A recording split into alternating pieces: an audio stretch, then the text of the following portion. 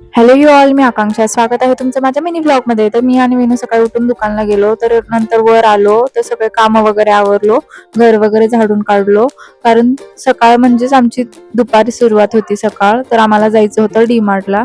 डीमार्टला गेल्यावर झालं काय, विनूनी चावी डिग्गीत टाकलं आणि मला इतकं सतवलं मला लय राग येत होता. हसू का रडू मला समजत नव्हतं. मी त्याच्यावर लय चिडले होते, लय म्हणजे लय चिडले होते.